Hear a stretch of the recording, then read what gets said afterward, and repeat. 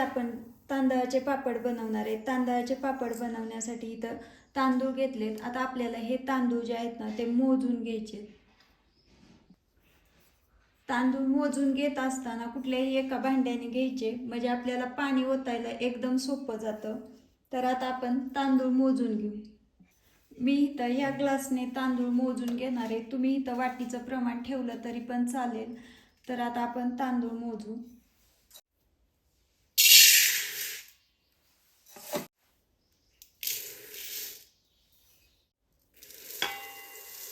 तांदूळ मोजून 3 ग्लास तांदूळ घेतलेत। आता ह्या तांदळाला स्वच्छ पाण्याने 3 ते 4 वेळा धुवून घ्यायचं। पाणी भरपूर ओतून घ्यायचं।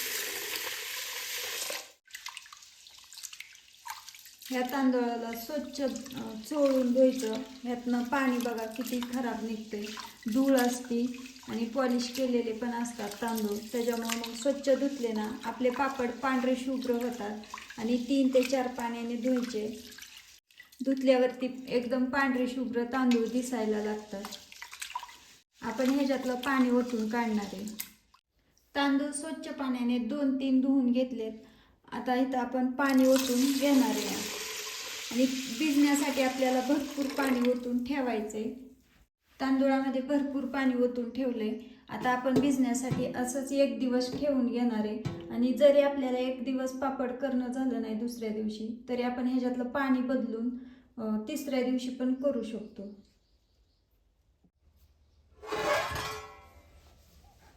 1 दिवस तांदूळ भिजवून घेतलाय। आता आपण ह्याच्यावरचं पाणी काढून घेऊ आणि 2 ते 3 पाण्याने स्वच्छ धुवून घेऊ। तांदूळ 2-3 पाण्याने धुवून घेतलाय। आता आपण नितळण्यासाठी चाळणीवरती ठेवणार आहे आणि आपल्याला ह्याच्यामधलं तांदळामधलं पूर्ण पाणी नितळून घ्यायचं। पाणी नितळण्यासाठी आपण असंच तांदूळ ठेवणार आहे। पाणी नितळण्यासाठी तांदूळ असंच अर्धा तास ठेवलेला, पूर्ण पाणी नितळून घेतलंय ह्यातलं। आणि पाणी नितळलं ना मग ह्याची पेस्ट पावडर पण खूप छान होती। अर्धा तास तांदूळ पाणी नितळण्यासाठी ठेवला होता आणि पूर्ण पाणी नितळून घेतले। आता आपल्याला ह्याला बारीक करून घ्यायचंय। तांदूळ बारीक करण्यासाठी मिक्सरच्या भांड्यामध्ये टाकून घेते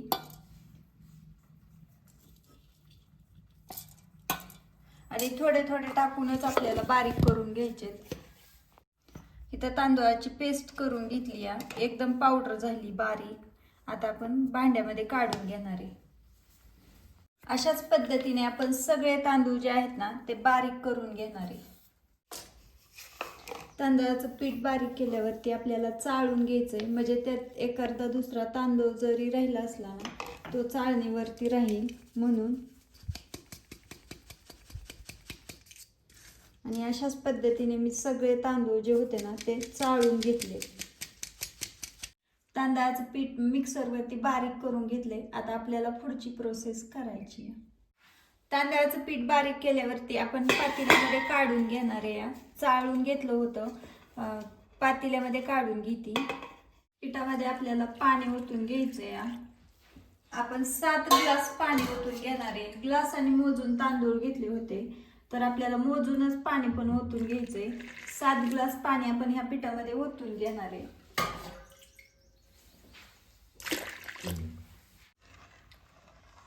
पाणी ओतल्यावरती आपण मिक्स करून घेणार आहे। सगळ्या गुठळ्या ज्या आहेत त्या मोडून घ्यायच्या त्या। आणि आपल्याला ह्याला भिजत ठेवण्याची काही गरज नाही, कारण आपण ओलाच तांदूळ बारीक करून घेतलाय। आता आपण साईडला ठेवून घेऊ याला। गॅस पेटवून घेतलाय, गॅसवरती पातेलं ठेवून घेतलंय। आता आपल्याला ह्याच्यामध्ये पण मोजूनच या ग्लासाने पाणी ओतायचंय। तर आपण ह्याच्यामध्ये 14 ग्लास पाणी ओतून घेणार आहे।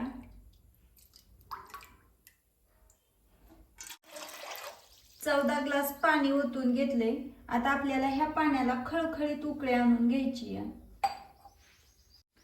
पाण्याला उकळी आणण्यासाठी झाकून ठेवणार आहे।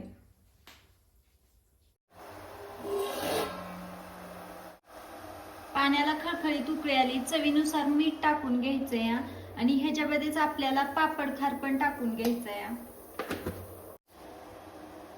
अर्धा चमचा पापड खार, चवीनुसार मीठ टाकून घेतलंय आणि तुम्ही ह्याच्यामध्ये जिरं टाकायचं असलं ना तरी पण टाकू शकता. मी इथं तीळ टाकून घेतलेत आणि जिरं टाकणार आहे बरं का मी सगळ्यात शेवटी. जिऱ्यामुळे पापडांचा रंग बदलतो म्हणून जिरं इथं मी वापरलेलं नाही. तर आता आपल्याला हे मिश्रण जे आहे ना पाण्याचं आणि पिठाचं ते ओतून घ्यायचंय त्या पातेल्यामध्ये. मिक्स करून घ्यायचं चांगलं एकदम व्यवस्थित.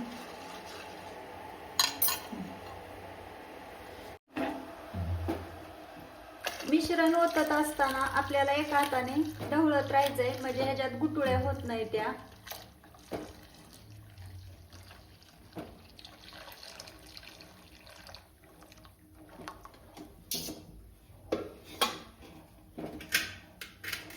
ह्याच्यामध्ये मिश्रण ओतून घेतले.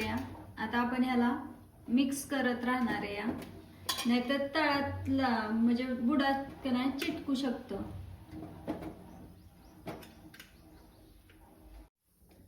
आता आपल्याला ह्याला शिजवून घ्यायचंय आणि सतत असं ढवळायचं नाहीतर बुडाला ना चिटकतं. जसं मिश्रण शिजायला लागले ना तसं तसं घट्ट व्हायला लागले तुम्ही बघा. आणि ह्याला आता चांगली म्हणजे उकळी पण आली या मिश्रणाला. तर आपण पाणी जर कमी पडलं ना तर वरून वतणार आहे आणि ते पण मोजून वतणार आहे. पाणी कमी पडू नये म्हणून मी इथं उकळण्यासाठी पाणी ठेवलंय आणि त्याच्यातनं आपण मोजून पाणी परत वतू. जसं जसं शिजायला लागले ना मिश्रण तसं तसं घट्ट व्हायला लागले तर आपण ह्याच्यामध्ये पाणी ओतणार आहे मोजून, ते पण उकळलेलं.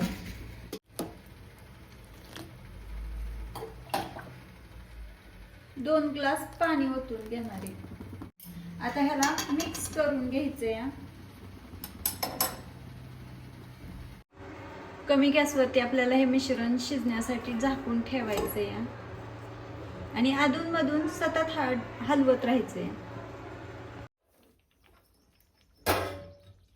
पापड घालण्यासाठी आपलं इथं मिश्रण तयार झालं आणि रंग पण बदललाय पूर्ण मिश्रणाचा. तर आता आपण पापड घालून घेणार आहे ह्याचे. मिश्रण शिजल्यावरती मी ह्याच्यामध्ये जिरं टाकून घेतलंय आणि जिरं अगोदर टाकलं ना तर जिऱ्यामुळे आपल्या पापडांना लाल रंग येतो म्हणून शिजल्यावरतीच टाकून घ्यायचे. तर ह्याला मिक्स करून घेऊ आणि पापड घालून बनवून घेणार आहे. आता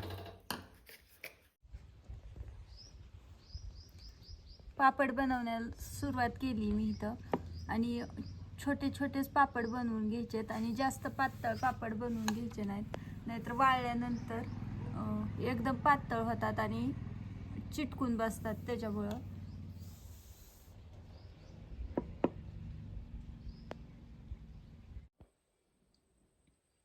दोन दिवस पापड कडकडीत उन्हात वाळून घेतलेत आणि तुम्ही पाहू शकता एकदम छान वाळलेत. आता आपण ह्यांना तळून घेणार आहे. तेल कडकडीत गरम झाले, पापड तळून घेणार आहे.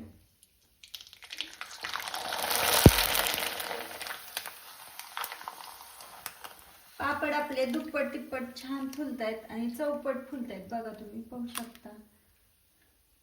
जिरं वापरल्यामुळं पिवळे झालेत पापड आपले आणि जिरीशिवाय तांदळाच्या पापड्यांना चव लागत नाही म्हणून जिरी मी इथं वापरलेली आहे.